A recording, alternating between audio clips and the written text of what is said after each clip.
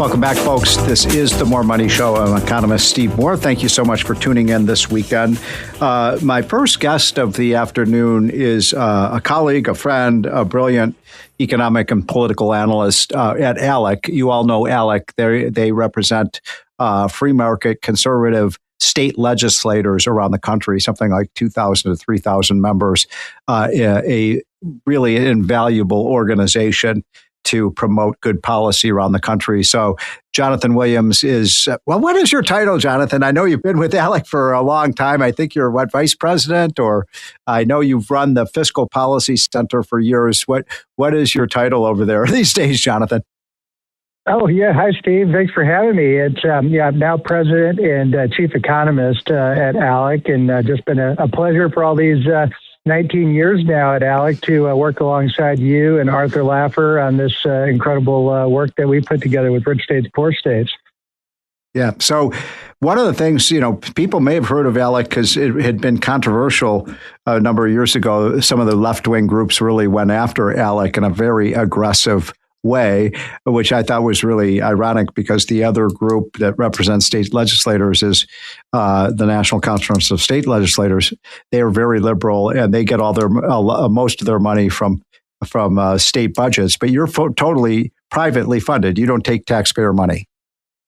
Well, right. I mean, it's not something we go out and get appropriations from state governments to operate ALEC operations. This is what's one of the key differential factors there between us and other groups. And we like to practice what we preach with the free market and ask those who care about these ideas of free markets, limited government, and federalism, the ALEC principles, to contribute to ALEC. And that's how we continue to grow as an organization. How many members do you have? Yeah, we have about 2,000 members across the state, as you said, just Republicans and Democrats, but free market leaning folks that want to make their states better across the board. And you've got a lot of, when I talked to your president there, Lisa Nelson, who's done an amazing job as well, she says that you have a few hundred former state legislators and members of ALEC who are now in higher office. Well, that's a great point. A lot of people think of ALEC as a state policy and member organization, but it's more than that in that we do have 114 members of the current Congress who are ALEC alumni members from when they served as state lawmakers and now have moved, I guess, up or down, depending on how you look at it, to Washington, D.C., into Congress. And but no, it's a great story because as you and I were there just this week, Steve, to release the new Rich States, Poor States, we had the whole Utah delegation of Congress. They're all 4 U.S. House members with us. They weren't all ALEC legislators because some of them, of course, weren't legislators, but nonetheless, I mean, bringing these great state-based solutions to Washington, you have to ask yourself the question, why doesn't Washington pay attention to all the success that's happening in the states? And of course, we help connect the dots. Yeah, you do. And you're a great training ground for great people who then move on to the House, the Senate, maybe governors, and maybe president. I wouldn't be surprised if we have a former ALEC member who is president of the United States one of these days. Okay, so Jonathan, let's get down to it. You just mentioned that you were in Washington this week with a huge number of the Utah delegation. Now, you put together with me and with Art Laffer, we've been doing this for, 16, 17? How many years have we done Rich State, Poor State? Yeah, that's just 19 now 19. As of this year. Wow. Incredible. We're almost at 2 decades, right? I mean, we started when we were really young, I guess, Steve. Yeah, right. Well, it's an amazing report. And what we do in Rich States, Poor States, and everybody, you can get that, right, just by going to the ALEC website. You can pull it down. That's right. ALEC.org and richstatesporstates.org, which is a great microsite that kind of lets you go way deeper into the weeds on the policy as well. So the report basically, folks, it's a good report to look through, and you could just flip through it and see the pictures, but also look at the rankings of your state. I know we have affiliates, Jonathan, throughout the country, everywhere from California through the Midwest and Chicago and St. Louis and Kansas City, and we've got up into Maine and down into Georgia. So we have people listening to this show across the country, and so I'm sure they're very interested in how their states are doing, and we will get that information to you in a minute. folks, so you got to hold on a minute because I know we'll have a drum roll for that. But this is the most amazing thing about this report, by the way. Tell us how you do it. What are you looking at? Like tax rates, how much they spend, how much they borrow. It's a real kind of pro-taxpayer view of what states should be doing. What are the criteria you use to measure which states are best? Well, we use 15 different factors that we have equally weighted throughout the course of these 19 years. And there are things like tax rates, which we know obviously matter a ton for why Americans are voting with their feet and going from state to state, why businesses are locating in one location versus another. We look at regulation. We look at labor policy, things like minimum wage and right to work status of the state. We look at overall the size of state government and how big a government is with how many government employees, let's say. All things that matter for economic growth. I mean, you know this better than anybody, Steve. You and Arthur came to us with this idea nearly 2 decades ago to say, wouldn't it be great if we had this tool to help state lawmakers measure themselves versus the other 49? And that's the key, right, is you have a consistent measurement. The great Peter Drucker would always say the things that you measure, you're going to succeed at improving at, right, because you know that you're immediately stacking up against all your other states across the country. And states can only get away with so much bad policy. As you know, Steve, with these laboratories of democracy and this idea of federalism, is states can't build walls to keep people in if their policies are bad enough. And that's one of the great things about our report. The other thing I'll mention on the rankings, and this is really, really key for state legislators out there, is we know there's all kinds of different groups that do rankings today. And I think that's generally pretty positive. But the thing about rich states, poor states, above and beyond the fact that all these 15 factors really matter for why some states are growing and some states are losing. The other thing that's so important is that all 15 of those factors are things that the men and women who serve in Harrisburg, in Nashville, in Lansing, in Phoenix, as state lawmakers, they directly control every single year, and they can make changes for better or for worse, depending on how they would like to change their policy environment. Okay, so let's get down to it then. We will be taking a break in a few minutes, but we can get through some of this, and I'm going to hold Jonathan over to the second segment, because this is so important, folks, and I know we have people listening to this show, probably in about 40 of the 50 states. So let us start with the winner. Who was the big winner this year? Who was number one? Well, when we were in Washington this week, we had about 40 legislators from the great state of Utah that were with us, including the Senate President and the Speaker of the House. Great free market leaders. They are number one again. And Steve, as you know, this is a story that's not a new story for rich states, poor states. Utah has been number one for all 19 editions of Rich States, Poor States for Economic Outlook. An incredible success story at the top of the rankings. Well, what do they do? They've done so many things right. Yeah. What does just very quickly, what does Utah do right? Why are they number one? Well, I think in the essence of it is they are good on policy across the board, but they're always looking to improve and not fall behind by standing still, as we say, is always a risk. But they've done a flat tax. They've really gotten to the heart of property tax problems with their truth in taxation law. They've look at the government pensions, the unfunded liabilities that you and I have talked about for a long time. They've gotten to that issue. And there's so many great free market things that they feature, including school choice. I mean, Utah is just an amazing success story. Who's number two? Number two is a state that is a state that Tennessee that moved up tremendously last year from 12 to 2. But one of the states, of course, without a personal income tax, something that you've talked about forever, Steve, is one of the very most important things you can do as a state is reduce your personal income tax and eliminate it if at all possible. And Tennessee, of course, where ALEC-Laffer resides today after leaving California, as so many Americans have, continues to move the ball forward and just an incredible growth story with all the in-migration and new businesses that they've seen. If you've been to Nashville, anybody recently, the city booming. Changes every time I go. You almost don't recognize it. It's growing so quickly. So we're going to take a quick break. Give us the top 5 or 6. And then when we come back, by the way, Jonathan, we're going to have to look at the states on the other side of the spectrum. Yeah, so you go from there to Idaho, which has tried to keep up with Utah for many years, right. Done some great things on regulatory reform. North Carolina, number 4, a great turnaround. Wow, North Carolina, because I noticed they've had a big migration of people into North Carolina, so it's a good policy state, huh? It is. And, they are a key state in that they became a flat tax state. They got rid of their death tax under Governor Pat McCrory. And when conservatives took over the legislature, their business tax, as you know, is going to zero on corporate income tax by the end of the decade. And so it's a powerhouse in a very difficult region, competing against states like Florida and Tennessee. Okay. And just very quickly, who's number 5?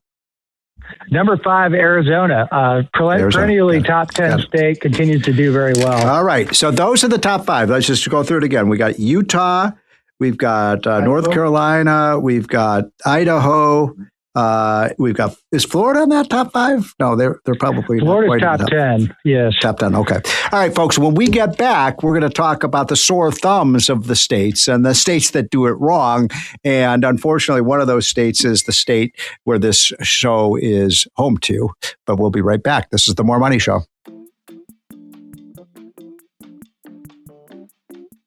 Welcome back, folks. This is the More Money Show. I'm going to finish my conversation with a good friend and a top economist in the country. That is Jonathan Williams with ALEC. If you're not familiar with ALEC, they are one of the top organizations in America, if not the top organizations, dealing with state policy issues, dealing with the state legislators who make the laws, and everywhere from Albany to Sacramento to Springfield, all around the country. So, Jonathan, you were telling us before we took our break that the top state was Utah. I think you said that you had Tennessee up there near the top of the list, and Arizona and Idaho. And these are states that do it right, including Florida and Texas. I know they're in the top 10. By the way, Tennessee, Texas, and Florida, as you know, Jonathan, all have something in common, which is they have no income tax. That's a huge advantage that they have over the rest of the country. But now let's talk about the sore losers, the ones who just can't seem to get out of the bottom of the barrel. And why don't you give us the state in the country that has the worst economic environment? Well, and you're right. They've been stuck at the bottom of the barrel for almost every edition of Rich States, Poor States, and that is the state of New York. Not a surprise to the listeners. We're based in New York. In New York City, I'm sure. This is a New York station. This is WABC in New York, but we have affiliates around the country. I mean, it just breaks the heart of a lot of our listeners to hear that New York is, if they've been 50, how many years have they been last? Oh, I mean, nearly every edition. I think there was 1 or 2 years Bernie Sanders, Vermont, caught them at 50th, and New York promptly got that designation back. But, Kathy Hochul, the governor, is now saying maybe they should have a new tax on millionaires. That's not going to help. I mean, it just seems like they do so much wrong. And then you've got this crazy mayor of New York City who talks about the warm embrace of socialism. And I don't know if you saw this week that he's talking about spending $30 million to open government-run grocery stores. I mean, this is pretty weird stuff. Well, it sure is. And, the proof's in the pudding, as we like to say, because you look at how many Americans have voted with their feet away from the state of New York in the last 10 years. And that's nearly 2 million people over 10 years have left New York for one of the other 49 states. And think about the tax revenue that means that leaves. So, I mean, the comments the other day from Governor Hochul, who I believe was giving remarks down in Florida, basically begging businesses to come back into the state of New York because you need the revenue. I mean, give me a break. She's the one that's been at the helm as they've passed the policies that have driven these very entrepreneurs out of the state of New York, unfortunately. Yeah, that's so true. And now they're talking about raising taxes again. And so I think they want to solidify their status as the worst state in the country with respect to economics. It's sad. Look, I worked at New York for many years. I was at the Wall Street Journal. I love New York City. It's the Empire State, but they just can't seem to get it right. And it's bad, poor leadership that's really caused these problems. Now, is California number 49? Who's 49? Well, 49 is New Jersey, which is an all-time low for that state as well. They've always been generally in the bottom five, but New Jersey continues to double down on the tax increase and just spending philosophy. And if there's a common philosophy of the bottom 10 here, Steve, it's the old Reagan line about the liberal view of the economy. If it moves, tax it. If it keeps moving, regulate it. If it stops moving, subsidize it, right? And that's exactly how those states try to go about even competing that way by giving out special handouts versus keeping taxes low for everyone. Yeah, and by the way, one of the things that our buddy Arthur Laffer talks about is that there were, I think, 11 states back in 1970, not so long ago, that have adopted income taxes, including New Jersey, and things just getting worse and worse and worse there. By the way, we have a lot of listeners in Connecticut. What is the ranking of Connecticut? I'm glad you asked. So they have broken down into the bottom five here at number 46. And that's a horrible ranking for a state that, as you know well, up until Washington State's huge economic malfeasance by passing the income tax this year, Connecticut had been the most recent state to adopt a state income tax in the 1990s and had been one of the most competitive states in the country before that. And here we find themselves all the way down in the bottom five now. Yeah, well, it's so interesting because two of the richest states in the country, for 200 years were Connecticut and New Jersey, and they're just slipping. They're losing their best people. They're losing their businesses. And of course, New York State was one of the richest states. I mean, they're still high income, but it is slipping away. Now, you mentioned Bernie Sanders. How is Vermont? Not very much better than New Jersey and New York. Vermont coming in at number 48 this year. They do have a Republican governor there, Phil Scott, who's been trying to make some important reforms. He's got enough in the legislature to back him up on some of his vetoes. So he's been stopping things from getting worse in recent years. And I think there's no surprise that Vermont actually did improve a spot this year up to 48th from 49th because at least they've begun to stop some of the worst of the bleeding. Well, it's funny that I don't know if it's funny, but it is ironic that Vermont is number 48 because one of my favorite presidents, Calvin Coolidge, I believe was the governor of Vermont. I know he was one of those northeastern states. It was either Vermont or Maine that he was governor at before he became president. And to think of that he was a slasher of taxes, caused the great boom in the 1920s, and it's sort of ironic that now you've got these crazies that are running the state and the legislature. And then what about our friends out on the West Coast, on the left coast there, like the Oregon and California? Well, just in case anybody was nervous that California wouldn't get mentioned in a negative light here in the bottom five, California did come in at 47th this year, so in that worst cohort of states. Oregon is quite close to the bottom 10 at number 40. Then, of course, you have states like Rhode Island, Maryland, Hawaii, Maine, and Illinois rounding out the bottom 10. So it's probably not a lot of surprises. Maine has probably done the best of any of those states in terms of kind of the economy because, it's less bad than many of the other states in the Northeast, and it's got a beautiful climate, and people love to go up and vacation and spend time there. But the rest of these states are really hemorrhaging jobs and individuals, people leaving those states, and of course evaporating their tax base at the very same time. Now, my home state, I'm embarrassed to admit this on air, but my home state right now, I'm from Illinois. Back then, Illinois, when I was growing up, wasn't so bad. But now I live in Maryland. We have high taxes in Maryland. In fact, I could buy a house in Florida and pay the mortgage just by the money I'd save from not paying income taxes in Maryland. But where does Maryland rank? Well, yeah, Maryland is in the bottom 10 at 42nd. Yeah. And so that wasn't always the case. It's a state that continues to raise taxes. And Governor Wes Moore's platform is to really reverse course from Larry Hogan, who gave us, 8-year reprieve from some of the worst of the progressive policies in Maryland. And Wes Moore is unfortunately going back to kind of the liberal basics for Maryland and looking for more ways to raise taxes. And he blew through a massive surplus, as you know, Steve. Governor Hogan has accumulated a massive government surplus, and Governor Moore comes in and has spent that. And now, of course, shortfall means to the progressive left, they just need to go back and ask for more from hardworking taxpayers, unfortunately. So I wrote one of the chapters in our report, which is called "Rich States, Poor States," of which Jonathan Williams was the editor and lead author of that report. And what I said in my chapter, folks, was that what the phenomenon that is going on that we're seeing repeated almost year after year is that these blue states, they have very, very high taxes. People are leaving, as you just said, Jonathan. People are voting with their feet and moving away from the high taxes, and that depletes the tax base of these states like New York and Vermont and Connecticut and New Jersey. So then they have a budget problem, and so instead of cutting the spending, they raise taxes again, and they're in this kind of vicious cycle. And so what states like Florida and Texas and Tennessee and Utah are doing is basically just hemorrhaging the tax base of these states, and yet they keep digging themselves into deeper holes. Well, they really do. I mean, it's kind of, as ALEC-Laffer would like to say, it's not rocket surgery. It's basic economics and budgeting 101 that you can't spend more than you have. And that's, I mean, the key differential, I think, between the states at the top is they're growth oriented. They keep spending limited. It allows them to cut taxes more, become more growth oriented, and they have that positive cycle at the top.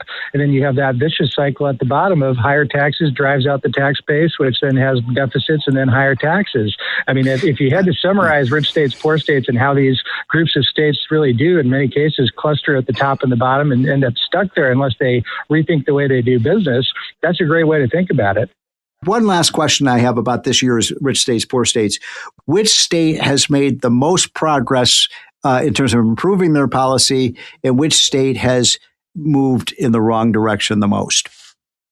Well, that's a very important question, and this is a kind of pains me as a University of Michigan fan to admit this, but it's the Buckeye State that's the real comeback story in Ohio. Oh, really? And and they just were the big winners in this year's edition of the report, moving up 10 spots just this year from 25th to 15th, and that was because of the flat tax that they just put into law. This is the first tax year that it's effective, and Steve, you know what the rate is? It's only 2.75%. That's amazing. Under 3% flat tax.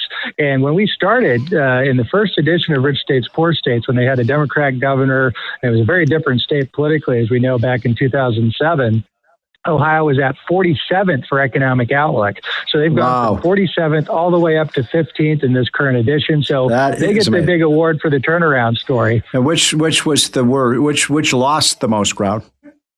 Well, two I'd like to mention. One is here in the Commonwealth of Virginia on the other side of the Potomac River, which I used to call the freedom-loving side of the Potomac in Virginia. I'm afraid that we are going to become Maryland South here very soon under Governor Spanberger. I think the Committee to Unleash Prosperity had a very good ad I saw recently on the Spanberger tax increases, and calling out that as just economic lunacy. There's been efforts to try to repeal right to work. So here it was not many years ago. Virginia was number 3 in Rich States, Poor States. Today, Virginia is now really all the way down at below average, pushing the 30s in Rich States, Poor States. And then Colorado was once upon a time number 2 in Rich States, Poor States, and now has fallen this year dramatically and is now at its all-time worst ranking of 29th for economic outlook. Well, Jonathan, those are states that need to get back on the right track. Again, to just tell you the headline of this report, folks, New York State has again come out the worst state for business, for economic development. And if you want to pay high taxes, move to New York. If you want to stop paying high taxes, get out of New York, New Jersey, and Connecticut. Jonathan Williams, thanks so much for joining on a Saturday. And we will be right back, folks. This is The More Money Show.